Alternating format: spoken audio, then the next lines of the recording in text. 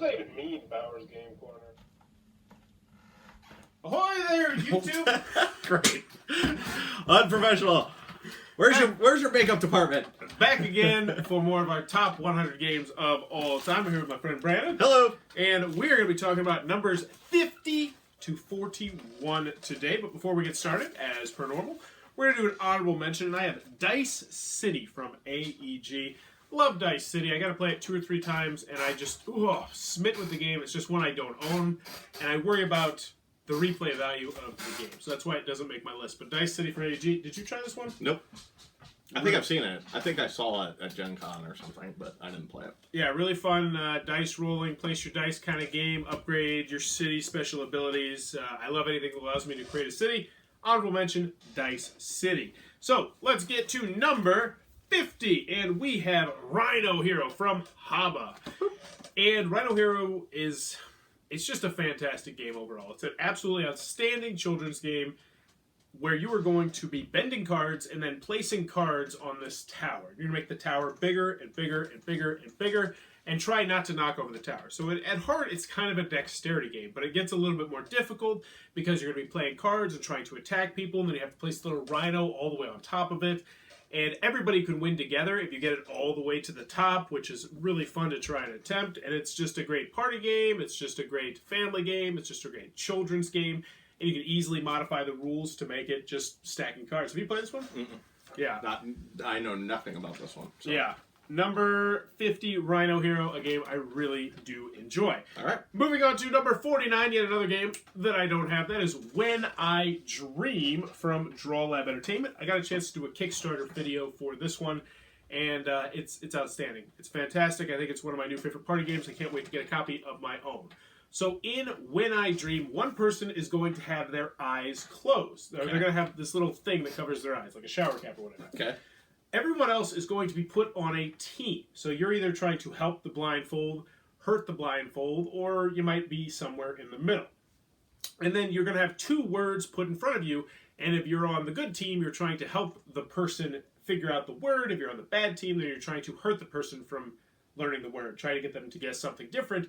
And it's a really interesting game because the blindfolded person is just trying to take in everybody's clues and then figure out the clues people are giving are good clues or bad clues, because your clues can only be like 1 word. Really enjoy this one. I hope it gets some good production. It gets mass produced because I think a lot of people are going to like this one. That is When I Dream from Draw Lab Entertainment. All right. Moving on to number 48, yet another one I do not own, and that is Cry Havoc from Portal Games. Have you played this one? I've heard about it, but I have not played it. Oh, completely asymmetrical. You're going to have different factions, and then it's pretty much an area control game, but you're going to have this huge stack of cards in front of you where you'll be able to purchase special buildings, and it's really well done. This is good. Like, it is asymmetrical, done just to perfection. Portal Games, I have yet to play a bad game from them as well. They got Robinson Crusoe and a couple other ones. They're really good at asymmetrical. Cry Havoc, it was one of the most popular games of last year, and I agree. It's a fantastic game. I think it made my list for Origins, but I wasn't able to get into it. So, all right. Number 47, we have Say Anything from North Star Games. So, Say Anything is from North Star Games, as is Wits and Wagers, and then this is kind of like the one that gained popularity, and then they just kind of ignored Wits and Wagers, unfortunately. But Say Anything is apples to apples or Cards Against Humanity, but better. You have to write your own stuff. Right? Yeah. You ask the same questions, or you can just make up questions if you really want to. Then people write down answers, and you pick funny answers, or you pick the answer you like. And if you played apples to apples, then you know exactly what's going to be going on in this game. Just add a dry erase board, but it does it very, very well. Really love this game. Say Anything. North Star Games, my number 47. All right. Might be my highest party. No, it's not my highest party game. All right, number 46. I have Grim Slingers from Greenbrier Games. That art. And awesome. This is tons of art. This is tons of game in this box. Fill this box. All right. Oh, holy cow. Yeah, it is packed to the brim. It is, I remember when I did the review, I gave it a Bowers Best Seal, and I said, I have a hard time thinking of a game that packs more game into a box. So Grim Slingers is a head-to-head dueling game. It's a team game. It's a 6-person free-for-all game. It is a completely cooperative game. It is a solo game where you're going to be going through adventures. and it is modified rock, paper, scissors, but with so much extra added in there. Really? It's not the easiest to teach, which is unfortunate. The rule book could be better, but Grim Slingers. I'm excited to see the second edition of this, which has a little bit more stuff and even better rules. But man, I really love Grim Slingers. This one's grown on me a lot. Yeah, I know you're big on this. I tried to get to them at Gen Con and they were packed. There was people there constantly. That's the artwork too. The art is absolutely fantastic. So props to whoever they got. Good job, Jimmy. Good job, Jimmy. Proud of you. All right. Wish his dad would say that. Aww. It's okay, Jimmy. You're good in our book. What do you got? What's our next number? At number 45, we have Koo Rebellion, G54 or C54 or O54. It's kind of hard to tell. A G. I'm pretty sure it is G54.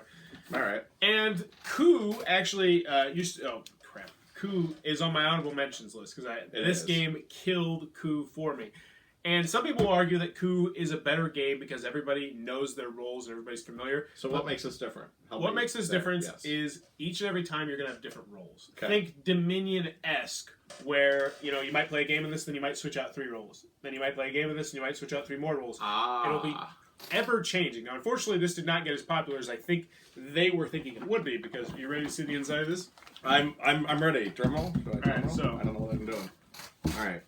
Those are the components. What the? This box is terrible. Yeah. Well, that's because they were expecting a lot more in the box. This box is probably like 8 times too large. Careful with those. They're all Yeah, I got it. But it's still a fantastic game. And if you like Koo, I think you'll really like this game. Now, I will say there's one downside to Koo Rebellion, which bums me out, is the fact that it does not accommodate as many players. Part of the beauty of Koo was it came with all the extra Kickstarter stuff, so you could go 8 players, 10 players. This does not have any of that, so you're capped at 6 players. But if you like Koo, if you love Koo, I really recommend Koo Rebellion. All right. All right, number...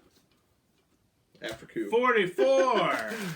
Power Grid! Woo! Power Grid from Rio Grande Games. You want to talk about this one a little bit? I will. This is old, right? Like, this has been around forever. 10, 15 years ago? Yeah.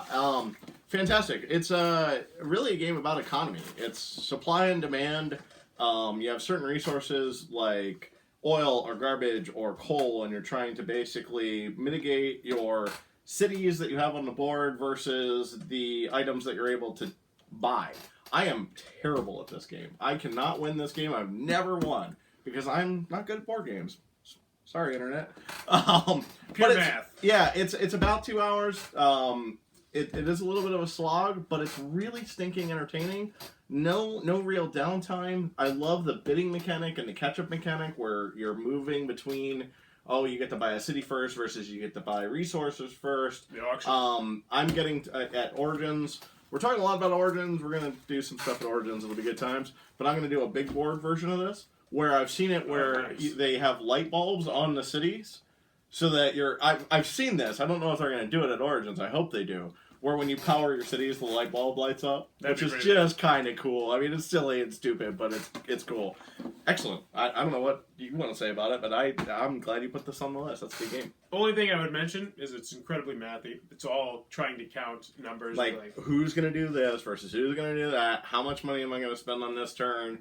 Am I able to make more than I spent? That's a key component, and I'm really bad at it. I'm really bad. And also a really cool auction phase as well. I love the auction phase. It's great mechanics. Good. Power Grid's awesome. Number 43, we have Volt Robot Battle Arena from Nazca Games. 2 to 4 players, and this is some super fun programming robot smashing game. Just imagine the old show BattleBots on TV.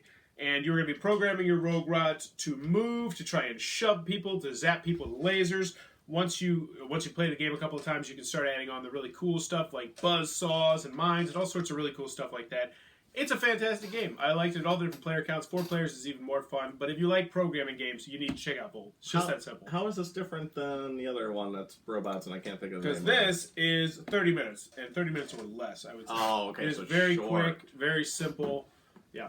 Really enjoy that one. This is getting a little terrifying. So, moving on to number 42, we have the Dresden Files card game, and one of the newest games on the list. This actually just came out a couple of months ago. It's from Evil Hat Productions. Have you played this? I watched the Kickstarter. I've read the first book.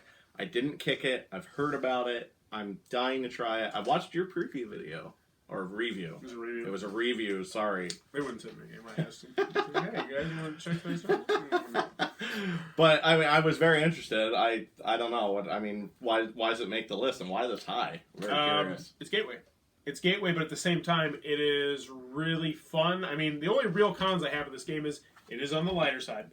But it's a Gateway game where you're going to take a different character from the Dresden Files, and everybody's character is a little bit different. You're going to have your own one-time use special ability and your own persistent special ability that will make you different. You're going to get a hand of cards, and then it's a puzzle game. Okay.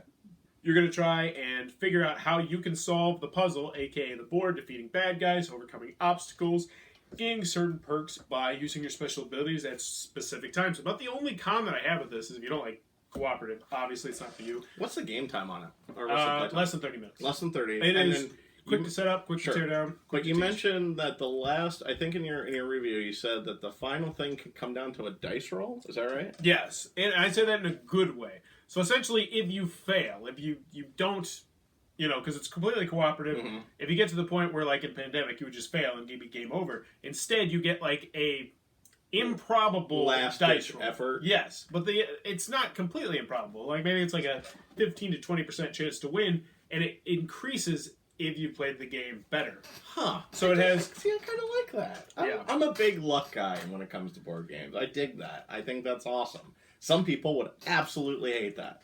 What did I play? I'll think of it, but go ahead. I got something I want to talk about, but I can't remember what it is right now. Okay. Either way, fantastic game. Highly recommend it, especially if you're a fan of the book. Got it. Very heavily thematic. Arkham Horror. We played Arkham Horror a week ago, or like 2 weeks ago, and we played through the entire game, and I don't know if we did it wrong or whatever, but the entire game that we played had no bearing on the final fight, really. Really? Like, not at all. Very little, and it just came down to dice rolling, and it was like, why did we bother? Like, why didn't we just jump to the end? So my first run through of Arkham Horror was not a positive one, and I've heard all kinds of great things about that game. What have we got? Oh, this is the chocolate peanut butter porter, people. Nutter Cup. I'm excited. All right, yeah. Actually, another game, Bureaunaut. I'll tell you about that later. All right. Bureaunauts. It's a new game, just came out on Kickstarter, and it has it's an ending where it's completely unattached to the game. Like, you could mitigate your luck, obviously, but it's still just a dice roll at the end. Bureaunauts? Bureaunauts. Over there. Oh. Or it might not be. Anywho, number 41. It is over there. Kingsburg from Fantasy Flight Games, and I do not have the expansion, so it's this high minus the expansion. It's a dice placement game. You're going to be rolling dice. You're going to be talking to kings and queens and stonemasons and all other sort of people of the kingdom, acquiring special abilities with those dice and acquiring goods and building buildings that give you special abilities, and I love this game. We're going to talk about that later. How about that? I have this on my list. We'll talk about Kingsburg later. All right, so that is number 41, Kingsburg. And yes, I do want to try out the expansion. Just a heads up, if you're going to purchase Kingsburg, make sure you get the new edition because it comes with the expansion built into the box. So a little fun fact there for you. All right. So that was my number 50 through 41. We're down to the bottom 40. Stay tuned for the next video. And as always, thanks for your time, YouTube. Yeah, I'll put some of those games away. Yeah, I know. This is like getting a little precarious.